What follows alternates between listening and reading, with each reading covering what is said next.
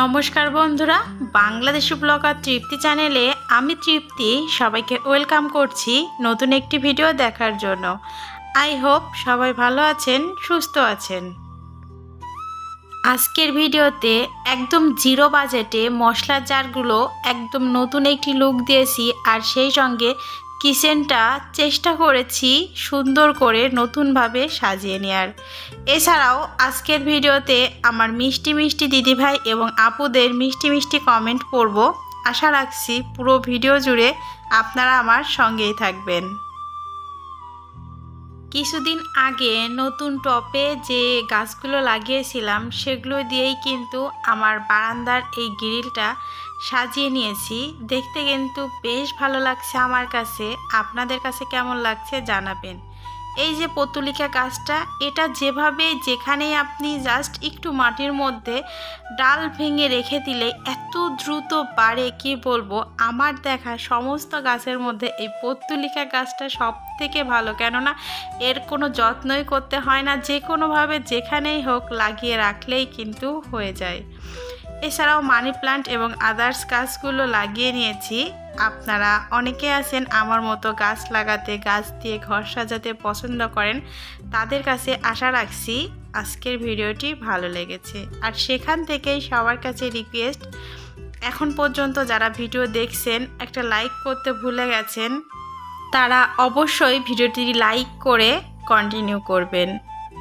সকালের নাস্তায় যদি এমন সুন্দর এক কাপ ঘন দুধ চা, তার সঙ্গে মেরিগোল্ড বিস্কিট আর থাকে এরকম ইয়ামি নুডলস, তাহলে তার কথাই নেই। আমার অনেক মিষ্টি মিষ্টি আপু দিদি ভাইরাই কিন্তু এরকম দুধ চা, তার সঙ্গে পরোটা, বিস্কিট বিভিন্ন রকমভাবে খেতে সবাই অনেক বেশি পছন্দ করে।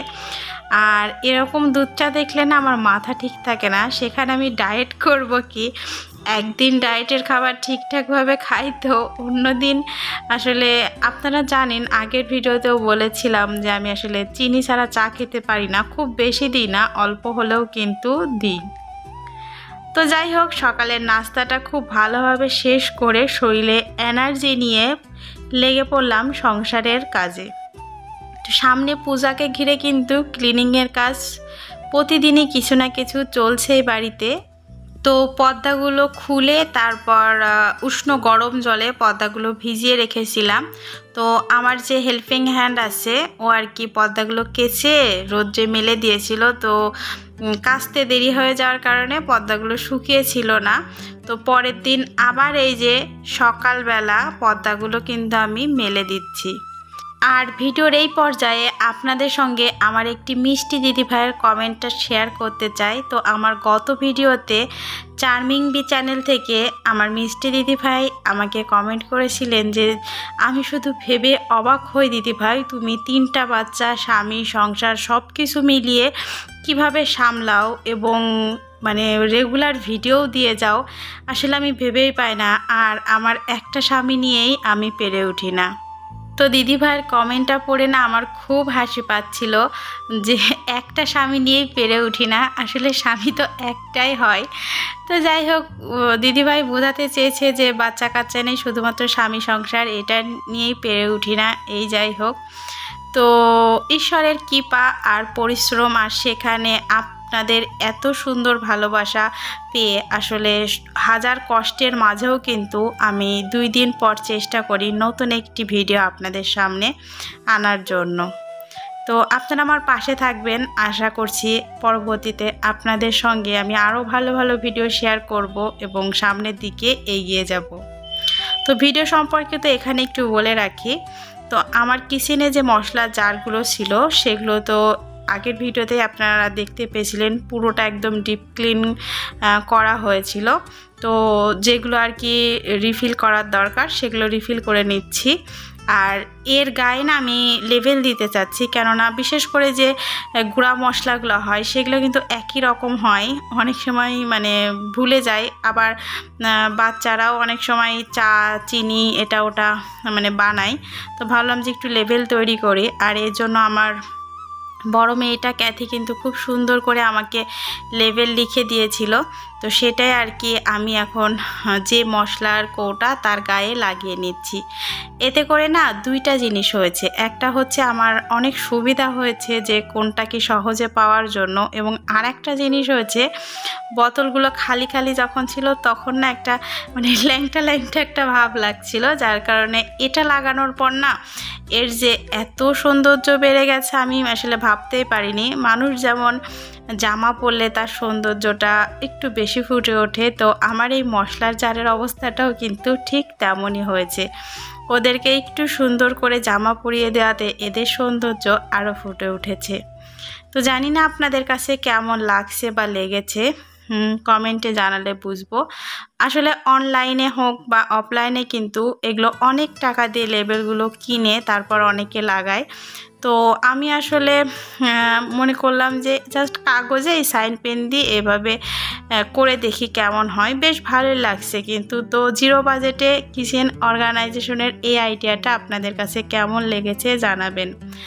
আর আমরা যারা মধ্যবিত্তরা আছি তারা কিন্তু দেখবেন সব সময় সংসারের জন্য নতুন নতুন জিনিস কেনার ইচ্ছা করলেও নতুন জিনিস কিনে সাজাতে পারি না, যার কারণে চেষ্টা করি স্বাদ ও সাধ্যের মধ্যেই একটু নতুন নতুন লুক দেওয়ার, যাতে করে আমাদের কিচেনটা দেখতে সুন্দর লাগে এবং আমাদের এখানে কাজ করার আগ্রহটাও অনেক বেড়ে যায়।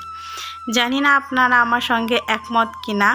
অনেকে আছেন প্রতিনিয়ত নিত্য নতুন কিচেনের জন্য জিনিসপত্র কিনছেন, সাজাচ্ছেন, তো তাদের কাছে হয়তো আইডিয়াটা ভালো লাগবে না, কিন্তু আমার মতো যারা আছেন তাদের কাছে একটু হলেও আইডিয়াটা ভালো লাগতে পারে।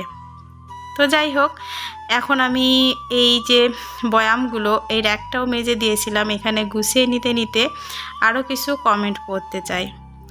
তো আমি আমার গত ভিডিওতে ড্রয়িং রুমটা একটু এলোমেলো করে নতুন করে সাজিয়েছিলাম, সেটাই শেয়ার করেছিলাম। সেখানে সবাই খুব সুন্দর সুন্দর কমেন্ট করেছেন। আসলে ভিডিওটা যেহেতু ছোট করি, সবার নাম ধরে কমেন্ট করতে গেলে না অনেকটা মানে বড় হবে, সময় হবে না। তো আমি অনেকের কমেন্টে একসঙ্গে করে বলছি, মানে এরকম টাইপের কমেন্ট ছিল যে দিদিভাই তোমাকে গ্লুমুলু দেখে, তোমার কিউট মুখটা দেখে অনেক ভালো লাগছে বাচ্চাদেরকে কোচিনে নিয়ে গেলে। আর সবথেকে বেশি যে কমেন্টটা এসেছে যে আমার যে ডাইনিং টেবিলটা আমি জায়গাটা চেঞ্জ করেছি, তো ডাইনিং টেবিলটা আগের থেকে এখন যে জানালার পাশে রেখেছি এটাই নাকি অনেকের কাছেই ভালো লেগেছে আমার মতোই। তো আপনাদেরকে অসংখ্য ধন্যবাদ এত সুন্দর মিষ্টি কমেন্ট করে আমাকে পরবর্তী ভিডিওর জন্য উৎসাহিত করার জন্য। এছাড়াও কিন্তু আমাদের লিপি আপু কমেন্ট করেছিলেন যে তোমার ডাইনিং টেবিলের চেয়ারগুলো খুব সুন্দর।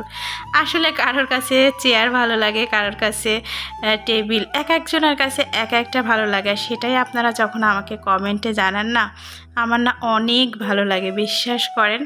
তো সেখান থেকে আপনাদের কাছে একটা রিকোয়েস্ট থাকবে যে আমার আজকের ভিডিওটা আপনাদের কোন পার্টটা কী ভালো লেগেছে একটু কমেন্টে জানাবেন।